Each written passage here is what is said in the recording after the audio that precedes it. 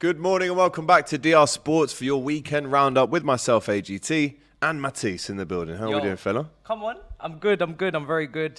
Finally, a win. I can come onto this show with my head fairly high, I guess. Yeah. Even though there was an outrageous VAR decision, are you still sleeping well? Yeah, I'm sleeping fine. I mean, when you look at what happened against Tottenham, I think it's all balancing out quite nicely. So I'm happy.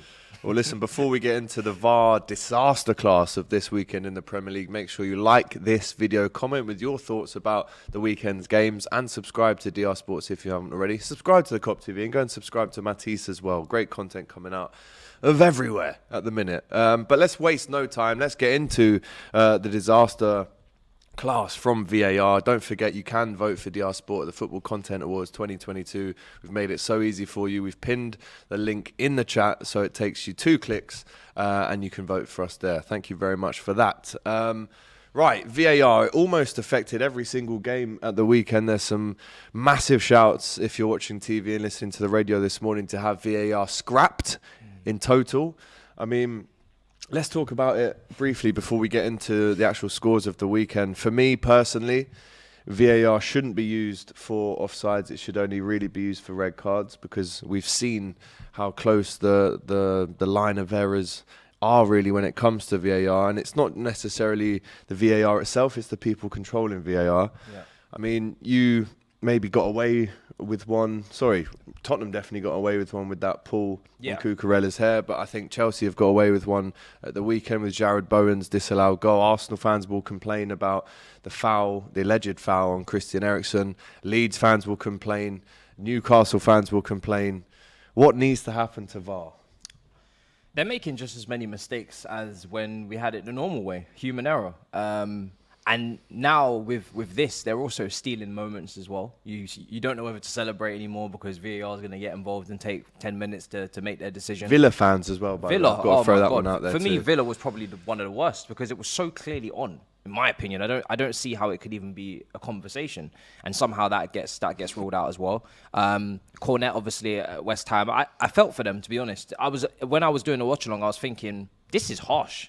This is really harsh on West Ham because it felt a bit soft. I know you have to protect your goalkeepers. We know that better than most with Petr Cech and Redding and the head injury that he sustained messed up his whole career. got one in that game as well, yeah, Cudicini went off, and then Terry went in goal. Yeah. So I get it with goalkeepers. You do have to protect them because their head is literally potentially going up against knees and foot. So it is dangerous. But it did feel a little bit soft. And even the disallowed goal for Martinelli, I felt with the other challenges that I'd seen in that game that were allowed to go, I felt like that was a bit soft as well for the challenge on Eriksen. I just felt like, not to be all soonest about it, but, it just felt a bit like, where's the game going? Do you know what I mean? It's a clashing of the shoulders, a little bit argy-bargy. Well, it's the Premier League. Why is that a problem?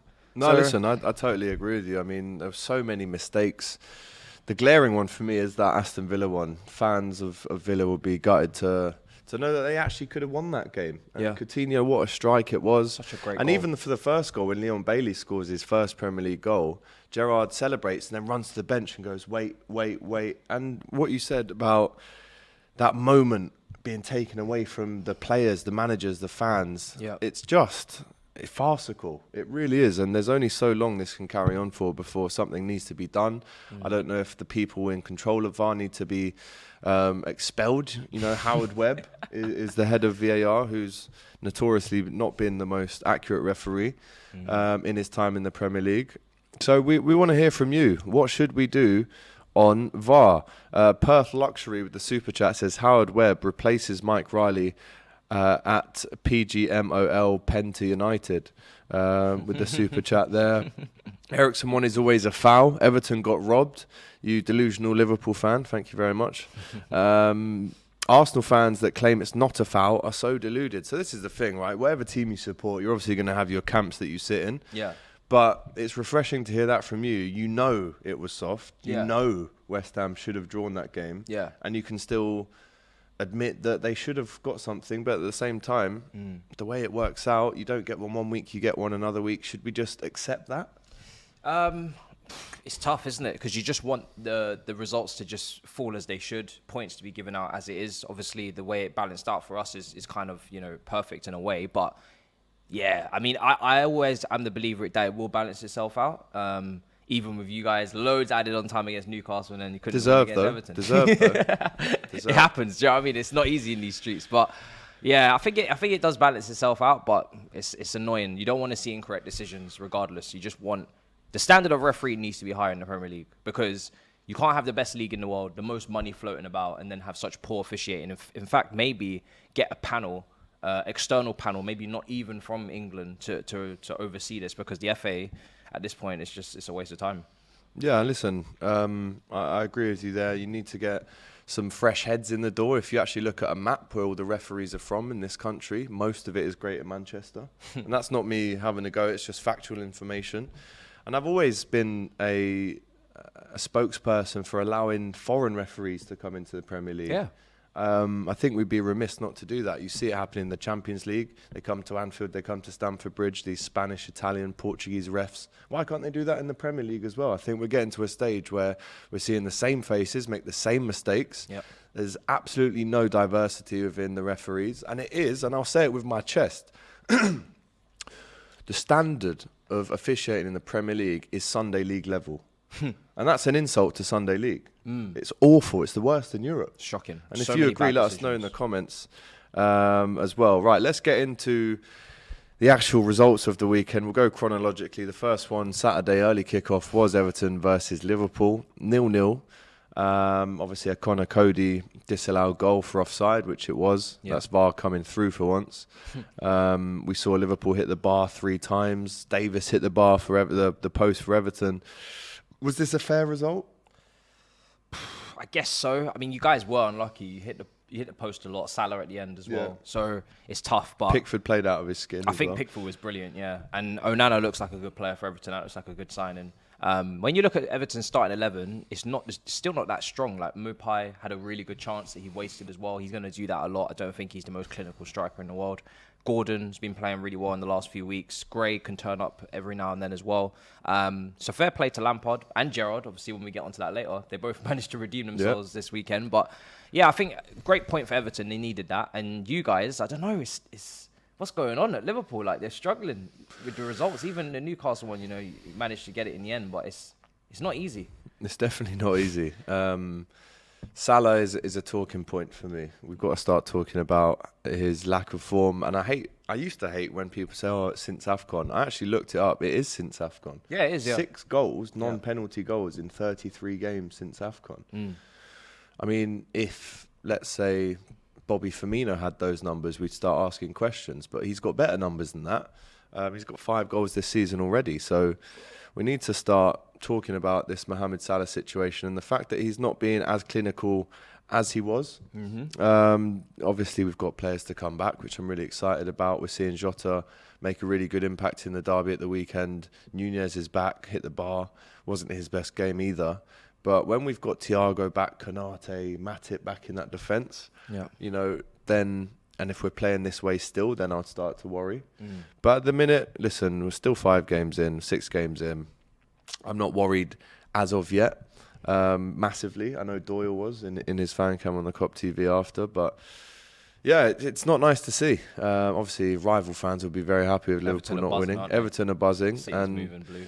what they did before, what a small portion of their fan base did before the game was truly disgusting. The homophobic and racial slurs on our murals of Trent and Salah. Oh, wow. That has to be called out, and the club has to do something about that because it was disgraceful, and we don't want to see stuff like that. But no, another draw, 2 wins, 3 draws, and a defeat for Liverpool now. And City keep dropping points, like with the Aston Villa game, and yet, unfortunately, it's not being really taken advantage of, which means, same thoughts are really is that they're going to walk this league. And I did say, I think a few weeks ago on the predictions show that I don't feel like anybody's hitting 90 points in terms of the seasons that we've seen prior, because of the competition in the Premier League so much stronger. So much better players now, better quality of players in those lower teams, managers as well down there, Vieira's, the Potters, the Eddie Howe's, and then on top of that, the World Cup, and there's going to be injuries and all these things as well, Champions League. So I don't think any team's hitting 90 points, but I do think City are looking for a strong league title win because Liverpool just seem out of sorts. And it really is heavily dependent on how good Arthur Melo is as well. Because you've obviously got a little injury issues and that's why you brought him in. So depending on how good he is would, I guess, depend on whether you get back to your level quickly enough. Yeah, Arthur Melo, the new loan signing, didn't manage to come on, but obviously it's Champions League week, so he might get some time. Let us know in the comments how you saw that Everton versus Liverpool game. We've got one comment here from Hosam who says, Liverpool look poor though, to be honest, the worst out of the big six so far. Really? Wow. Which I think is a little bit of an exaggeration, if I'm honest. There's obviously people saying that Van Dijk could have had a red card as well, as David says here. I mean, it's a yellow card for me. It's a strong yellow card. It might be an orange card, but it's a yellow card for me. Let's move on to Brentford versus Leeds. Maybe the standout performance, individual performance of the weekend from Ivan Toney, a hat-trick. Yeah. A beautiful hat-trick as well, I must say. The penalty was brilliant. The free kick is genuinely one of the best free kicks in Premier League history, I'm going to say. Let us know again if you agree with that. Wonderful. And then the chip at the end, just to top it all off, unbelievable. They won 5-2 against Leeds. I mean, some positives to take for Leeds. Sinistera scored 3 goals this season now. He's looking good. Yeah. Really good goal at the weekend. He had a great record last year in Eredivisie, so it's no real surprise for him, is it? It was a good coup. So he's hit the ground running. And Mark Roca as well, the new midfielder, scores. I was speaking to a Leeds mate who was at the game in London on Saturday, and he said 3 VAR decisions went against them. I definitely think they should have had a penalty, Leeds. So again, 5-2 maybe doesn't reflect the actual game if you watch the full thing. But hey, Ivan Toney has now passed the 50 goal mark for Brentford with a superb hat-trick. Ivan Toney is looking like the modern day Didier Drogba. But maybe even more goals in a Premier League season, because we know Drogba wasn't always that prolific. But in terms of injuries and whatnot, Toney is just like the complete striker. Back to play, he's assisting people as well. He's assisting his strike partner. The free kick felt very Drogba-esque for me. Wow. Yeah, I know I couldn't find you a free kick earlier, but there was one at the Emirates, and Arsenal fans. I remember that one, but it wasn't that far out. It was far out. It was 20. No, it wasn't 20. This Toney one was a good 30 yards out. No, Drogba's was a good 25 to 30 as well. But it went in the bottom corner, so you don't respect it as much. I'm not hearing that. What's the difference between the bottom corner and the top corner? Listen, a top corner goal is a lot harder to score, I think, than a bottom corner goal. Fair enough. Still beautiful goal, bottom corner, but yeah, it's levels. Ivan Toney's doing his thing. Me comparing him to Drogba is a massive compliment to him. You make sure you know that, because he hasn't stepped foot in Europe yet. But yeah, Ivan Toney, I think for me, this form, England squad, has to be in the England squad. I think him, Kane and Abraham are a shoo-in. I know Callum Wilson is definitely really prolific, but he keeps picking up the injuries, which will go against him. And then for me, there's probably a little bit of a gap if I'm forgetting somebody maybe. But Ivan Toney has to be going to the World Cup with this form right now. If he keeps this up, he has to, because he's so... If England are looking to bring him off the bench as well, quality. Even if they drop Kane in behind and play... Imagine Kane and Toney as a link-up. Well, yeah. Ridiculous. Thomas Frank, in his post-match interview, said Ivan Toney is the best penalty taker in the world. So if you're looking at a World Cup situation, we need that. You need someone who can score a penalty and a free kick, which we saw. Yeah. I think 17 goals in 2022, which places him just behind Harry Kane. In terms of English strikers, I think Tammy Abraham's just one below Ivan Toney as well. So I'd agree. Let us know if you think Ivan Toney goes to the World Cup. Jesse March sent off as well. Now, I have to disagree with this from the referee. All he said, and again, we don't know what was said, the fourth official came over and kind of snitched on him basically to the referee. But from what I saw in terms of lip reading Marsh, he said, how was that not a penalty to the referee? And he just sends him off. Do you think he was right to send him off, or is it a bit of a hurt ego from the ref? It seems harsh. It seems like ego. But I do remember Marsh in a press conference before the Chelsea game, and he was saying that he is here to beef. He's here to beef others. Like, he's really here to get amongst it. Yeah. If you look at Marsh's record in the since the start of the season, every single game he is trying to have this like rough and tumble with the other manager, or he really wants to get involved in the physicality and the emotional side of the Prem, and he's definitely done it this weekend. So fair play to him. But this is like an ongoing thing for Marsh. So even though this may be harsh, it's been coming, because it looks like as if he's he wants to get involved for sure. He's been doing this. Harsh on Marsh, let us know in the comments. Should he have been sent off? Let's go to the next game. Chelsea versus West Ham. A game that you had you were behind for 76 minutes of this game, and then the last 15 minutes pop up with two, I'm going to call them goals. They weren't the prettiest goals ever, but they are still goals that won you the game. But the mad talking point from this game is, of course, that disallowed goal right at the end from Max Cornet, which resulted in VAR checking a foul from Jared Bowen on Mendy. What did you make of that? Scandalous, according to the West Ham manager, David Moyes. I mean, I think the double standards are funny. You know, David Moyes calls it scandalous, criticises the referee, doesn't get fined. Thomas Tuchel does it, gets fined, match ban. Conte gets fined. Find it a bit interesting. But in terms of the game, I mean, we deserved the win, in my opinion. Even though we didn't play the best of football, we probably tried to play it a bit safe after the slapping in midweek. Didn't want to concede too many goals. I think the Bowen goal, he is going full pelt into Mendy. Like I said, I do think it's harsh on West Ham, and I personally think it's a bit soft. But he is going full pelt into Mendy in terms of the speed he's running at. I criticise Mendy for not just vacuuming that and just holding it and actually allowing the ball to be pushed out. I know I don't want to make it a Liverpool-Chelsea thing, but I think Alisson grabs that Yeah, ball I wanted him to his grab body that. on it, basically. Yeah, because I think when you push it out like that, you leave too much risk. And then after that, I think he's looking for the foul and he kind of like rolls over. I don't know how much connection there really was in terms of the strength of the connection, but it was this. It's yeah, exactly. So, but I also do get like human instinct and reaction. Whereas if you do see someone running at you, it's difficult with your head down there as well to really fully risk it when you know that all it takes is Bowen's knee hit your head and it's a whole different talking point. So, yeah, I think a little bit of instinct kicked in for Mendy, and that's maybe why he parried it out. But it does feel a bit harsh on West Ham, and very harsh indeed. But like I said, I'm not complaining, man. I think West Ham will hopefully get their luck at some point. We had to get ours, and we did play the better team. I think West Ham sat back a lot in this game, which is fair enough because it works against us. We're not good against low blocks, but yeah, on the balance of play, we deserve to win that game, I think. The fake American dude says Chelsea equals lucky. Matisse can't be unbiased when it comes to Chelsea, says Razvan. I just was. And Chris says, no, Matisse, love it, man. Mendy is soft. I was just unbiased. And when you say lucky Chelsea, it wasn't lucky Chelsea against Tottenham. So like I said, it balances itself out. Hossam, the Chelsea fan, says, we got lucky, but West Ham goal was against the run of play.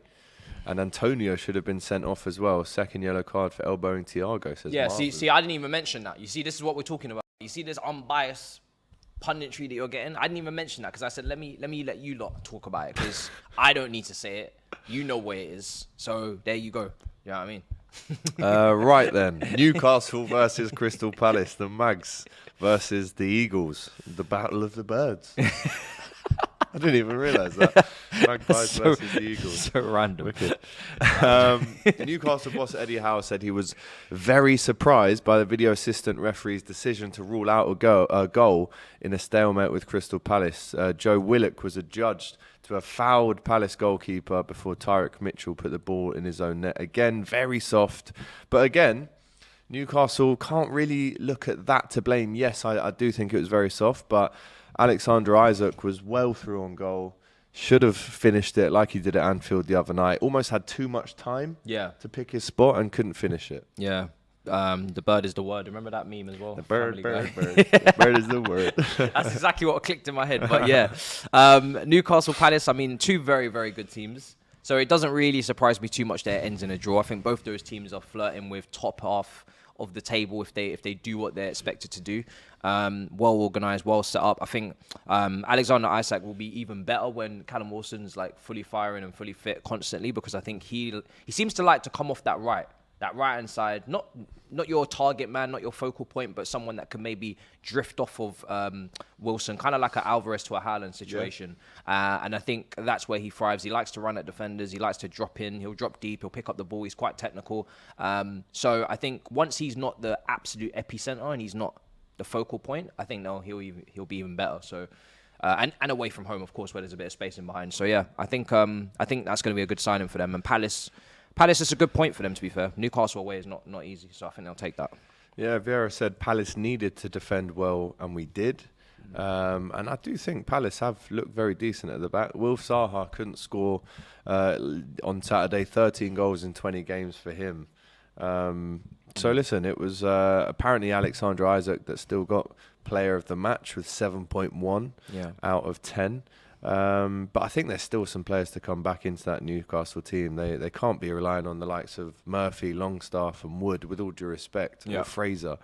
They don't have the depth. Like when Newcastle put their strongest 11 out, it's really good. Joe Linton, Bruno Gomes, Trippier, Isaac, Wilson, St. Maximum. But when you go to the depth of the team and it's Longstaff and it's Wilson and it's these guys, that's where it's like, this is meaty. You know what I mean? And that's where they'll probably drop points if they pick up too many injuries. Let us know in the comments how Newcastle fared at the weekend. Tendi Item, who's a massive member of DR Sports, says these VAR and officiating this season makes me not want to watch the Premier League. An apology to Newcastle and West Ham isn't good enough. So very, very upset there. Mitchell pushed Willock into his own goalie. How is that a foul by Willock? Idiotic refereeing. And watching DR Sports watch-alongs on the Saturday Football Show is better than most Premier League matches considering the refereeing. Become a DR Sports member to get some actual content. Love that from you, Tendi Item. Go and join him if you can and become a member. Right, the next game of the weekend, there was a lot of 3 o'clock kickoffs. So many goals were flying in on the Saturday Football Show today as well. Nottingham Forest 2, Bournemouth 3. Yep. Now, I think we actually, maybe not us necessarily, but people need to respect in Bournemouth a little bit more. Everyone had them ruled out after the 9-0. They get a draw in midweek with the new manager, Gary O'Neill. And then they beat one of their rivals in Forest. Obviously came up with Forest. And they were behind for the first half. Second half, I mean, I hate to say it, but this one was a game of two halves, Matisse. I hate to say it. It pains me to say it. Yeah, I mean, you got to give Bournemouth credit. I think we all had them relegated. Yeah. I personally still have them pretty much screwed. But you have to give them credit, 4 points in the last 2. I think Nottingham Forest have got... This is the question, right? How long is it going to take them to gel? Because they just got so many players, and it's like, how do you even integrate them? I think they signed a first 11, a bench, and then there's even players that won't get on the bench, right? Because they signed, how many? 20? 21. So some of those players won't get in the matchday squad. Which is crazy. Right? Imagine being a new signing and you're not in the matchday squad for some weeks. So to actually have a handle on that and actually keep those players happy and keep everybody happy is going to be so interesting to see how they manage that. So they could struggle in the next couple of weeks just because they're still trying to gel. But meanwhile, Bournemouth take full advantage and score a lot of goals. So what a strike from Philip Billing as well, by the way. Yeah, and, quality. There's some great goals this weekend. There really were. Some fantastic fair play. Goals. We need Solanke as well, overhead kick, came on as a sub, gets a goal and an assist. Yeah. And then Anthony, not the Manchester United Anthony, I think his name's Jaden Anthony. Big scores year for the winner. Solanke because he scored a lot of goals last year. Everybody obviously talks about Mitrovic, but Solanke does well in the Championship. Then when he comes up, you obviously know from Liverpool, I know from Chelsea, he has to show that he can... This is his last chance now. Yeah, it is. I think you need minimum 10 goals in the Premier League. Got to get 10 to get that move. To keep them even... To keep them up, but also to get yourself maybe a move to the likes of a Villa or an Everton in someone in that bracket. He's not that old, is he? He's like, what, 25 maybe? No, he's still got time on his hands. Yeah. And there is a striker there. I mean, I think he scored 1 Premier League goal for Liverpool, but... he needs to play him too much anyway, did you? No, not really. I mean, we still had Ings at this stage. I think Firmino and Salah were all playing as well. So and Mane. Yeah. So he didn't get that much game time, but gets the goal, the equaliser, and then sets up the winner. So some cameo, and Bournemouth fans who have travelled up to Nottingham in the weekend, they'll be absolutely buzzing with that result. And do you know what? It's a good audition, this, from Gary O'Neill. He used to be the under-18s manager at Liverpool. Is this a former player? Yeah. Portsmouth? Yes. Yeah, Portsmouth. Portsmouth. He played for West Ham. I remember Portsmouth very well. Portsmouth. Yeah. I think maybe a Midlands club. Another one. And Portsmouth is the one that stands out. Because Portsmouth had a good team. He was a bit of a... I don't even remember what you were. Utility man, if I'm honest. I think he was a winger. There's some decent little attributes on Football Manager. Yeah. Could take a cross in a corner. Yeah. But I remember that Portsmouth team, him and Matty Taylor. Yeah. Portsmouth had a proper team. Defoe, Crouch, Cranshaw. Big team, man. Diarra, all these Diop. guys. Proper. Yeah. Sol Campbell even featured in that. Yeah, David proper James, team. Crouchy. Crankier, obviously. Yeah. But yeah, O'Neill is giving a good audition at the minute. So if you are a Bournemouth fan, let us know in the comments. And do you want him to stay on? Because I guess there are some chats going on between the club and maybe, with all due respect to Gary O'Neill, some more experienced managers. But if he's in his first 2 games got you 4 points, Where's he going? are you going to get better than that? No. So you may as well keep him. Might as well stay. 100%. Let us know. Gary O'Neill, do you want him at Bournemouth permanently? Cancel VAR right now. We've just done a poll for you. I'm going to vote for that and say yes myself, actually. You're really done with this, Yeah, aren't you? I'm finished with VAR, man. 38% of you say yes. It's only been live for 1 minute, so we'll come back to that as the time progresses during the show. Cancel the people behind VAR, not VAR itself, says Ankush Patel. Cancel the dodgy refs behind VAR right now, Ray Locks. Force the 666 referees are bent, meaning they're corrupt. VAR is okay, but Mike Dean, as you can see, every single person, most of them, are really not rating this. No. AGT, can we do the boys' ultimate night out again? Come back for the Saturday football show for that. It's a great little feature that we've introduced into the show. Right, the next game, Tottenham beating Fulham 1-0. What a strike. 2-1, I should say. Mitrovic, what a strike from him. I think that's his 5th or 6th goal of the season now. But Højbjerg, Kane with the goals for Tottenham. And then obviously there was that disallowed Richarlison goal at the death as well. Tottenham unbeaten still. Yeah. It's only them and Man City that are unbeaten now, and it looks like Fulham maybe are just running out of steam a little bit after their really good start, Matisse. It was a brilliant goal from Mitrovic. What a strike. Wonderful finish into the top corner. But Tottenham, they're so boring. They're so unentertaining to talk about. I can't lie. They just keep winning, grinding it out, but it's not really fancy. There's no style to it. It's just they're just better than everybody that they're playing in terms of the quality that they're putting out there, and they're just managing to just get through it, and they're putting points on the board, which is what you need to do. Whether Tottenham fans are worried about whether this is sustainable or whether they're just riding their luck in terms of will a result come back to slap them in the face, but at the moment they're just doing their job. They're just doing their job, going about quietly under the radar. Richarlison, really, really important player for them. I know everybody talks about the 60 million. Really? Yeah. Really important. Yeah, I think he is really important. Because Son's not scoring at the minute. Exactly, because Son's not scoring at the moment. He's been a bit off. Last game, he wasn't great. He obviously started in place of Kulusevski. And for me, he's had a great assist. And every cameo he's had off the bench as well, he's been impactful in terms of the pressing, giving that extra energy. He's coming in, whether he's doing kick-ups or not. The guy is causing problems. So I think they're actually going to end up really, really loving him at Tottenham. He's perfect for Conte, with what he gives from an emotional standpoint as well as the quality. And yeah, I just think he's critical. If they didn't have him and they had an average Lucas Moura or a Bergwijn or a Lamela, they wouldn't progress. But because they've got him as that 4th player, he can actually impact the game. I think it makes a massive difference for them. Yeah, Tottenham and City, the only 2 unbeaten teams, but that could come to an end next week because it is City versus Spurs next week. Let's move on to Wolves, 1-0 against Southampton. Have you ever seen a more unorthodox finish from Daniel Podence? I mean, when the replay shows it from the other angle, he hits the ball into the ground, and because the keeper's already dived, he almost looks and goes, "Oh, what a rubbish shot!" But then sees it bouncing. Yeah, bouncing in. Yeah. Massive win for Wolves. That first win of the season. Podence is such a weird player because he's clearly got ability and tech, but it's just getting the consistency out of him. Put the numbers on the board. Be week in, week out that player that people look at and say, "There we go. Now we know why this guy has a little bit of shine to him," because he does have something. He does have a bit of flair to him. Very small. Yeah, very agile. Low center of gravity. He's got something to him, but it's not consistent. So hopefully this goes on a little bit of a run for him, and it's a really big win for Wolves. But yeah, I think from him, I just want to see more this season. I see from Pedro Neto. I see from Jimenez before the injury. I've seen from many Wolves players, Neves and Matinho, and now they've got Nunes. Matisse as well. But now I want to see Podence really put his foot on the gas now. And Adama Traore is still there, isn't he?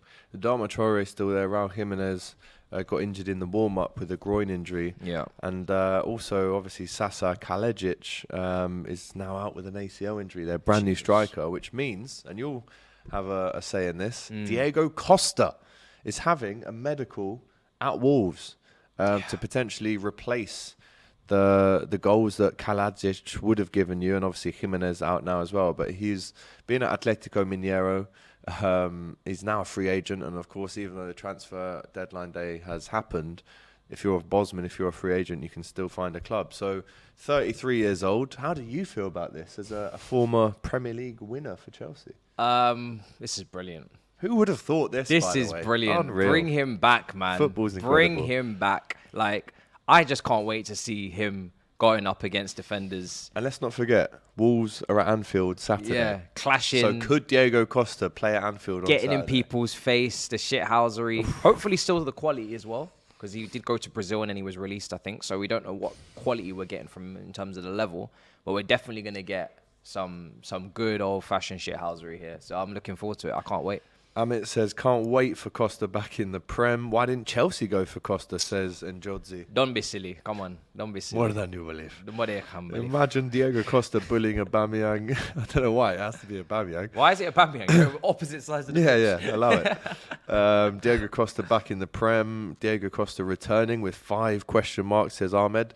Well, listen, he has to pass the medical. There was rumours that it was a trial. I don't think it is a trial. I think it's an actual medical that they're looking to do here. So it's imagine it's something they've been forced to do. I mean, you don't really give Diego Costa a trial, do you? Yeah. It's like when Zlatan went to Arsenal in like 98. Yeah. And they said, go on then, have a trial. He's like, I don't do trials. You either want me or you don't. And they said, well, get out then. And he's like, all right, you're going to regret this one day. Yeah. And then they How probably old was did. he when that happened? Mate, like 17. He Imagine said having that confidence. That at confidence is 17. nuts. He said, I don't. Do you know what? That's some good reverse psychology, though. If you go, because some people go to trials like, I'm going to try my hardest. I'm going to work really hard for you. I'm going to show you what I can do. He turns up like, he's like, listen, I don't need a trial. So either you take me or you don't. And some coaches or scouts will be like, shit. Better get him then, innit? Because well, clearly it can work 2 ways. It can work 2 ways. Yeah, but who do you think you are? It's the Arsenal Football Club. Everyone has a trial. Even Thierry Henry had a trial. I don't care. I'm not. I'm not doing a trial. Sign up or don't. Unreal, man. What arrogance. Yeah, you gotta love it though. You gotta love it. Diego Costa owns Arsenal, says Hossam Anaba. A Costa masterclass against Chelsea. Can't wait, says Ilias. Wow. I'm just laughing at that one. I can't. I'm worried. If he comes to the bridge and scores, it's going to be very painful. He scored against us.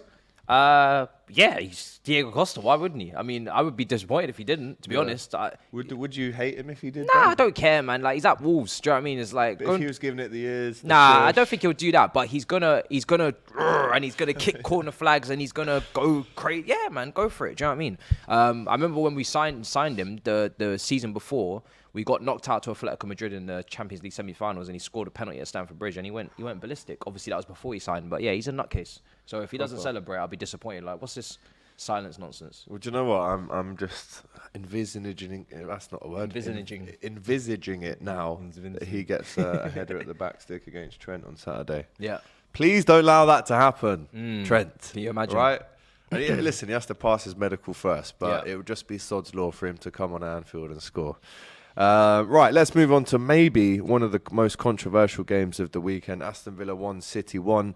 We have to give credit to Villa. They really did well against City. We have to give credit to Steven Gerrard, and he hopes that this can kickstart their season again. Great goal from Leon Bailey, First goal in the Premier League. Well overdue, that goal, if I'm honest. But City have missed a chance there to go back to the top of the Premier League. And if you're looking at the goal that was disallowed, they should have lost that game. Yeah. I think for me, a great goal. We spoke about it earlier. An incredible goal ruled out, and you hate to see it. And it's his favoured. You've seen it so many times, right? He just loves it. He loves it. Cuts inside and drops he just drops the shoulder, straight into the top corner. I was looking at that and I thought, wow, one of the goals of the season right there, and they go and ruin it like that. Do you understand how they possibly came to that decision? Because I don't get it at all. This is the thing, man. If we can't understand why they've come to that decision, then at least tell us why. Yeah. At least give us that transparency to say, right, we think that this has happened, which has stopped this from happening, etc., etc. The whole, that's the decision, it's final, there's nothing you can do about it now, is just a farce, mate. This is why there has to be some kind of communication, transparency between the referee, just like we get in other sports. And I'm sick and tired of debating this now. I think they should have post-match press conferences. Said it so many times. 100% Like, they should. if If have they've the, got have it the wrong, interview. especially. Yeah, have the interview same way you would have the interview, and even do the interview when they get it right. I don't want every single. Let's commend them for when they do well. Do it every game. Little 5-minute interview like you would with the managers, the man of the match. And if they let them give their perspective on the game as well when they do well, that would be great to see. Because they're getting a very unique viewpoint. They're literally watching the game from the pitch, And then when they get it wrong, then we can actually get some answers out of them as well, and they can get questioned. In answer to your actual question, how did they come to that decision? I genuinely don't know, bro. No, it makes no sense. I can't even try and give you a fake argument to try and defend that decision. I can't, man. No. Like Coutinho, what a strike. Yeah. What a goal. So listen, and the ref blew his whistle too early as well in that game, by the way. As Matthew says here, ref couldn't wait to blow the whistle, says Hossam. Without VAR, you'll still get angry fans at obvious offside goals. Refs have had howlers all weekend. Copy the NBA. The ref explains their decision mid-game, says Hossam. They change the rules like every week, with every decision going the way they want. And Coutinho was miles onside, which he was. And you look back to Rodri's handball at Everton last season. The ref came out and apologised after, but that's literally lost us the Premier League title, that handball. Yeah. So again, it's VAR is one thing, but it's the people in control of VAR, the lack of transparency.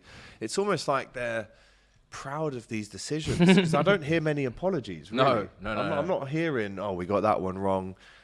And once the game's finished, what can you do? But we need to hear some kind of, because this can't go on. And if it carries on like this, there's going to be riots, there's going to be protests. I mean, Stockley Park. I'm lost for words, mate. It's near Heathrow Airport. It's near Heathrow. So if the ref gets threatened, they can just, you live near there, bro. Fuad works around there as well, doesn't he? Yeah, he does. So honestly, bro, I genuinely don't have many words to explain my feelings towards VAR. Oh, God. It's got to go, man. Unbelievable. It's got to go. Yeah. AGT, when it's City, you like to talk a lot. I'll talk for any team that I don't think has been treated well by VAR. It's not just City, of course. But what I've said is a fact. Yeah. Villa, West Ham this weekend. Yeah, West Ham as well. There you go, says Jacob. Bring in Spanish officials. Simple as ABCD. Your English officials are bomb. 100%. And again, this is my point. Let's bring in some foreign referees. Pierluigi Collina, I know he's out of retirement. Can we give him a call and sort this mess out? Because at the minute, Howard Webb at the head of the gang. It makes me laugh. It really does make me laugh. Yeah. Bring in the African ref, says Yayo Yara. City can't complain against VAR. They got their title last year due to VAR messing up the Rodri handball situation, says Amir. Well, there you go. It's not just me that thinks that. Honestly, we could talk about VAR all day long, but let's talk about the games that happen now on Sunday. Yeah. Brighton versus Leicester. I have to say, Matisse. McAllister. Alexis, I should say, McAllister. First of all, have you heard him speak? I haven't. When you hear the name Alexis McAllister, you're thinking Scottish, hard as nails, mate. He's got Argentinian. He's Argentinian, bro. He's in the squad. Yeah, he is. So this guy looks like a mix between Ramos and Messi, in my opinion. With a Scottish name. With a Scottish name. But he's Argentinian. But you play with Messi. Yeah. Right? But he plays with Messi. The free kick that he took at the weekend and the goal that he scored that was wrongly ruled out again. For me, Ivan Toney and Alexis McAllister, players of the weekend. Yeah, I agree. I agree, and I actually love the name and the fact that he's Alexis McAllister. Sounds barely so speaks English. He's Argentinian, but honestly, mate, he had a great weekend. Brighton were brilliant. Unreal, Brighton. They played some wonderful football, and to go a goal down 1 minute in as well is not easy. That usually would have the heads drop. Yeah. You're thinking, damn, what's going on here? But Leicester just cannot buy a point at the moment. They are struggling, really, really struggling. Brendan Rodgers for me is on the absolute cusp of getting sacked. I think the only reason why he hasn't been sacked already is maybe because of the wage that they're gonna have to pay out. Because he's on, I think he's still got quite a few years left on his contract. 20 mil he'd get paid if he gets sacked. Yeah, so he's not going to walk. Because no, he's not going to walk. Get that money. Of course. So he's going to ride it out. His reputation, I don't think, will get damaged too much, because I think he'll still walk into a good job after this, because he's done enough. Liverpool, winning something with Leicester, Celtic. So I don't think his reputation will be damaged too much by this. But Leicester as a club are in serious mud. Dakar, Iheanacho with the goals, but like I said, ripped up to Brighton. It's not going to help confidence. And they're in the relegation zone at the moment, aren't they? Yeah, it looks like. I mean, this 1 point in 6 games, Matisse. It's just simply not good enough. That is relegation form. Yeah. I mean, it was 2-1 to Brighton in the first 15 minutes. It was a bit of a crazy game. Yeah. But then Brighton's quality just completely outshined Leicester's. What a finish. The first goal that was disallowed from McAllister. It's one of the best strikes I've seen. That was a homing missile. And it's one of those goals that take away the goal, the actual physical net, that would have still been travelling. Yeah. It was the top left stanchion that held that net together, because that was some strike. Disallowed, gets a penalty, scores the penalty, and then that free kick. Again, I'll say it again, it's up there with Toney, with one of the best free kicks we've seen in the Premier League ever. Yeah, no, 100%. And if Messi did that, we'd be playing it back every 2 minutes. Messi does do that, and he shows. Well, maybe he's learned. He's learning from Messi. So I look forward to seeing him at the World Cup. It's going to be very. I think he can. If he's playing like this and Brighton are doing what they're doing, which at the moment I think they're in the top 6. I don't see why you wouldn't pick him. Brighton are 4th right now in the Champions League spots. And I'm pretty sure he's been in squads before. So yeah, I think McAllister could actually go to the World Cup. These days, who have Argentina got in that forward position or that midfield? I mean, the Messi's forwards they always there. have. Yeah, Di Maria, Dybala, Messi, Higuain, Alvarez. retired, surely. Alvarez, yes, will be involved. He'll be there or thereabouts. So they've always had good forwards. Too many forwards sometimes when they had Tevez, Aguero, Dybala, Messi. It was actually Higuain. They couldn't fit it all in. The defence that let them down, the defence has always been a little bit up and down. But now it's not too bad with Martinez, Man United, in there as well. So I think McAllister could. I don't know whether he starts in there. I'm trying to think of their midfielders. It's always a struggle. Yeah. You know the Brazilian ones just like that. You know, your Fabinho's, your Paquetas, your Bruno Ramirez's, your Casemiro's. Their squad is a joke. Yeah. I would love to see the names left out of the Brazil squad for the World Cup, man. I can't wait to see that. But yeah, no, listen, Alexis McAllister, hats off to you. Unbelievable performance. And Leicester, 1 point in 6 games. Brighton, on the other hand, 13 points in 6. So Brighton are absolutely flying at the minute. And their fans are obviously going to be hoping that continues. Graham Potter, his stocks keep going up. Mm-hmm. It's a phrase you like to use, but his stocks rise every week. Yeah, they do. They do. And I think he is on the cusp of a very big job. And I'm not sure whose job it will be, but potentially whoever doesn't get top 4. And maybe then he's looking around, because he's such a good coach. For them to lose Basuma, they don't have loads of big names in there, but they play wonderful football. And this is the second season in a row where they've got off to a brilliant start. I think last season they were around about this kind of position as well. Yeah, really good start last year. Game. So, yeah, it's quality, man. Really, really good coach. And hopefully, I mean, England, people will shout England immediately. You know, if Southgate doesn't have a good tournament and people are already getting frustrated enough with Southgate as it is, people will look to Potter and say... It's got to be his last tournament this Southgate. Surely. But the FA, you know, they love him. So, but Potter at England, that would be a treat. Because then if you're playing a back three, we're going to get to see a real back three. So makes sense. Yeah. Couple of more super chats on VAR. Why isn't clear and obvious not a rule for VAR? There is no need to zoom a still frame into pixels to mark an offside, or going back to soft fouls to reverse decision, says Aya Gumede. Thank you for the super chat. And Anthony says VAR and refs are a reflection to the soft crybaby generation. Not just the Arsenal game, but all teams, from that Decis are Vieira and Keane legends or dirty players. There you go. We obviously did a poll 20 minutes ago. Cancel VAR right now. Yes, 41% of you have voted for yes, including myself. 42% now. And no, 58%. So let us know what you think again in the comments. Brighton for the Champions League, says Tendi Item. Right, let's get on to the big one. Arsenal going away to Manchester United, obviously unbeaten. They'd won their last 5 games, but they lost this one 3-1. Yeah. A debut goal for Anthony and 2 for Rashford, with that consolation from Saka. Obviously the disallowed goal from Martinelli. It was a great game of football to watch, Matisse. It was. Arsenal actually played all right. They played I well. agree. I think they played good football. They tried to go there, brave of them to try and dominate the game, but it almost played into Manchester United's hands. And that's maybe the mistake for Arsenal, is that as well as you've been playing, this was the game maybe to play that chess and see if Manchester United could maybe try and open you guys up, because Man United love this. They did it against Liverpool as well. They love to sit in. They have no shame. It doesn't matter if they're at Old Trafford. They don't care. They're not trying to play to the people. They're trying to get points, and they're trying to be efficient, and they're trying to be effective. That's what they were. They sat in at times. They had a good first 10, 15 minutes, and then I think Arsenal, for me, dominated a large spell of that game in terms of possession and creating chances. Obviously, the Martinelli goal ruled out. Saka gets his goal for the equaliser after Anthony. But like I said, Manchester United just took advantage of the fact that Arsenal, top of the table, on a winning run. Everybody was confident on their side despite a couple of injuries, and they thought, after that goal, I saw Saka grab his teammates and be like, do you know what? No, calm down. We're going to go and win. And I was like, this could play in Man United's hands here. Because if Arsenal keep pushing them, almost like a ticking time bomb, pushing the limit, you know, and then Man United sucker punch, counter goal. An incredible pass from Bruno Fernandes. I'm used to saying Bruno Gomes, but Bruno Fernandes deserves his flowers, because the pass for Rashford is De Bruyne-esque, and he should never be compared to De Bruyne ever again. I know Man United fans did that, and it was didn't work out, outrageous. But that game there, unbelievable. Outside the right boot, inch perfect pass. He had another great pass into Ronaldo as well later on in that game. Really, really good from him. Eriksen was good as well. It was all ticking for Manchester United on the counter. Rashford was perfect for the counter as well. He loves that. 1v1, he's very good when he's running in behind.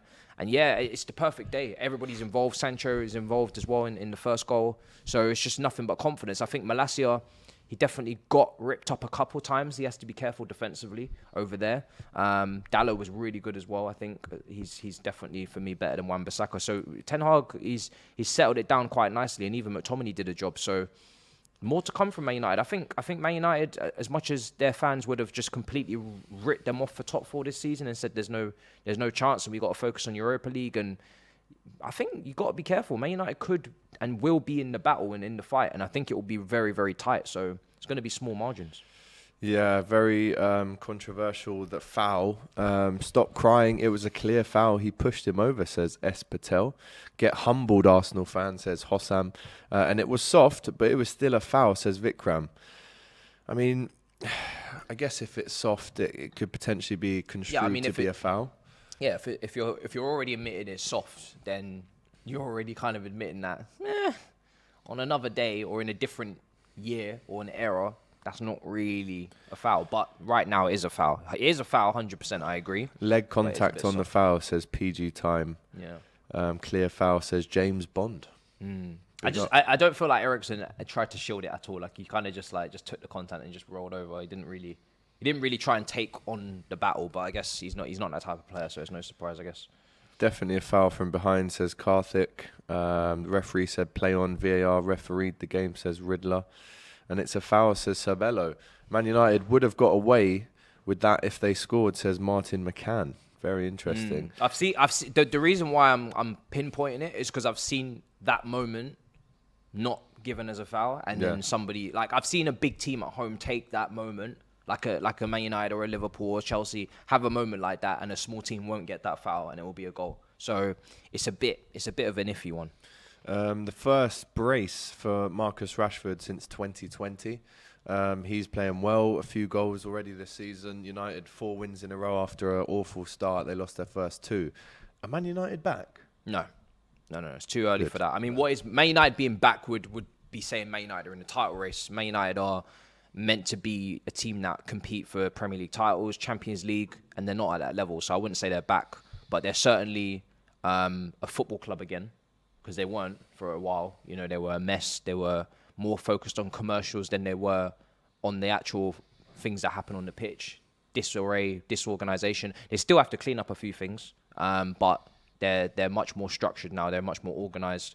Their defense know what they're doing positionally as well. It's not a mess back there. Even when Maguire comes on, he gets booked immediately. I think they need to stick with Martinez and Varane and Dalot and Malacia. I think it's a good back four. Anybody who comes into that, though, is going to mess it up. So that's the issue. How do you feel then if you're Harry Maguire? I mean, captain of the club, 80 million. You can barely get a game for United. Obviously, he's going to want to be in that England squad come November. Well, he will be anyway, regardless, I think. But should you be getting in that England squad if you're not playing? No, he shouldn't be, but Southgate is going to pick him. because it's the norm in terms of like he's going to have certain players that he always picks because to keep the dressing room or to keep the continuity between the different tournament squads, so it's not just constantly chop and change between everybody. So he's going to have someone like Harry Maguire. He values him highly, so he's going to keep him in there. But I mean, Harry Maguire, you've been poor for years. Let's be real. So you can't really be surprised. Man United have to up their levels. They have to try and strive for finishing positions that are higher than what you've been achieving in recent years. Yeah, they got that second place, but I always said it was a false narrative because of obviously Liverpool's injuries and whatnot, and they were way off the pace to Man City. And then it showed the season after what they really were like. So I think for him, he just needs to maybe move club. If you can't get back into that team, this is the level. Man United's doing well defensively. Man United winning games. This is Manchester United's level. This is the size of the club. If you can't get back into that, where would he go? Well, back down the table somewhere. I don't know, mid-table. Stay in the Prem? I think he should go Serie A. I think that as well. I think he should go Serie A. I said it a few weeks. Tomori's a better defender than Harry Maguire without question. Yeah. But that route of going away, getting away from the spotlight. I think so. Yeah. That must have exactly been awful for him. When people were talking about linking him to Chelsea, I think the best move for Serie A. They all play back threes. Go to that suits him. The a game Napoli. is a bit slower. Yeah, game's a bit slower. Fiorentina. Yeah. I think it works perfectly. Out of the spotlight, game's a bit slower pace. The strikers are a bit older. Some of them, your Giroux and whatnot, are still prolific over there and doing their business. But I think that league suits him a lot more than the Premier League. Maguire should go back to Leicester, says A. Gill, and Southgate will still pick him, says Amit. One last super chat before we leave. Anthony says, if that's a foul, and I think he's talking about Martinelli, or Odegaard on Eriksen, what's the point in training players to press and be aggressive on the ball? Every team will now have to rethink tactics because of the refs.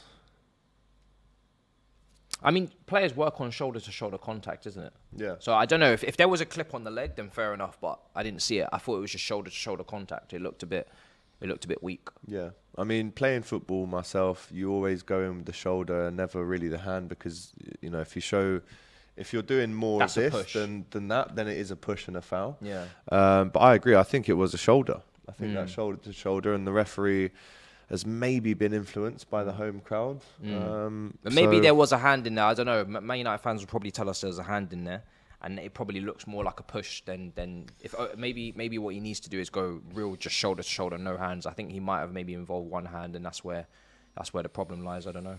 Well, there you go.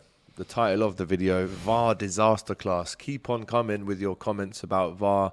I'm sure this debate will rumble on into the week and throughout the whole season. Something has to change, and I really do hope it's for the better. Right then, cancel VAR right now. Again, 41% of you have said yes, 60% have said no. Don't forget as well to vote for DR Sports in the Football Content Awards for the best new content creator and the best in social. I think we might have a chance for that. Yeah, I think so. I think I don't want to be egotistical, but I think we are the best. We're up there. More than you believe. More than you can believe. More than you can believe. Right, the weekend roundup is done for another week. Myself, AGT, and Matisse giving you everything you need to know for the debrief of some incredible games in the Premier League this weekend. Make sure that you like, comment, and subscribe. We'll be back tomorrow for the Champions League. It's the first time that the Champions League is back this season. Really excited for it. I'm going to be presenting the live watch along for that. So make sure you're back for that. But until then, see you soon. Take care.